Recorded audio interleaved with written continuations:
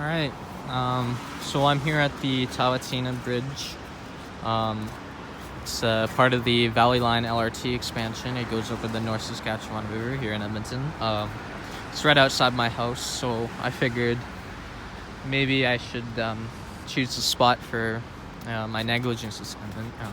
There could be a bunch of potentially negligent situations that could arise here. So jumping right into things, the first thing that I can see is maybe there's an engineering oversight, and after the bridge is completed, there is some structural damage that could happen. So if that's the case, the municipality could sue the contractor, which is PCL Construction, for negligence due to carelessness like that. So I guess another one too could be maybe the contractor could stop performing its duties during construction. Maybe the price of some material that it needs to complete the bridge, maybe concrete, I guess, maybe it goes up a lot, and they'd actually be they wouldn't be profiting off of this. So they can't renegotiate.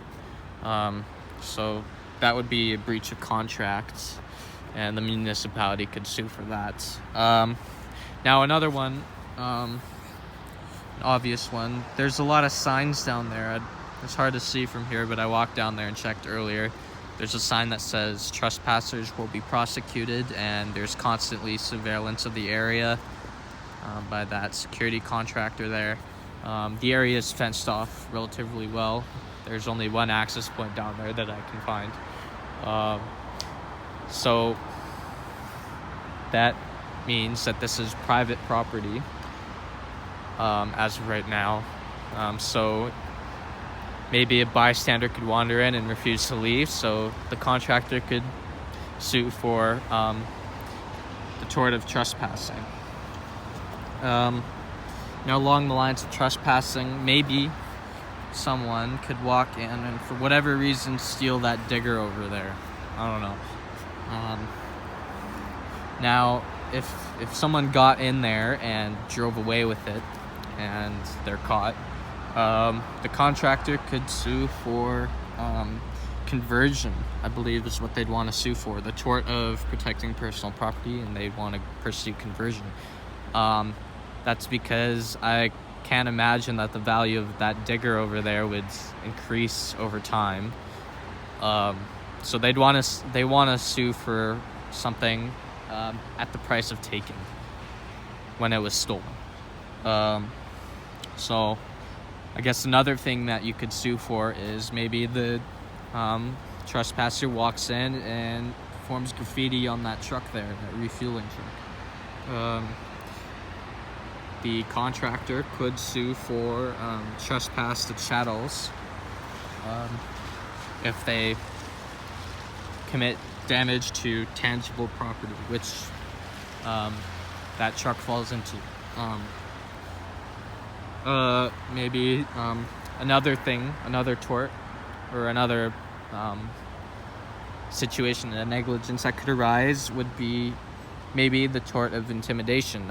Maybe the employer or the employees are striking against the employer for firing some employee that they're fond of or something. The employer could sue for tort of intimidation, because the employees would be forcing the employer to do something that he doesn't want to do. Now, this is an interesting situation that I just thought of. Maybe, let's say there's a trespasser that walks in and he refuses to leave, and maybe someone operating a crane, I don't know if you can see, there's a crane behind that bridge there, but maybe the person operating that is under the influence of alcohol, and they don't follow proper operating procedure, and they drop a load onto the trespasser, injuring him or near him. So that trespasser would sue for negligence due to carelessness, I believe. But I'm not sure who'd win that. It could go either way. I bet they'd settle for something in the middle, because obviously the trespasser is committing a tort, and the crane operator isn't following procedures. So the company would be vicariously liable. So the plaintiff would sue for the company, which is PCL Construction. But yeah, that's my analysis of this area, and that's pretty much everything that I can think of that would cause a situation for someone to sue for the tort of negligence. So yeah.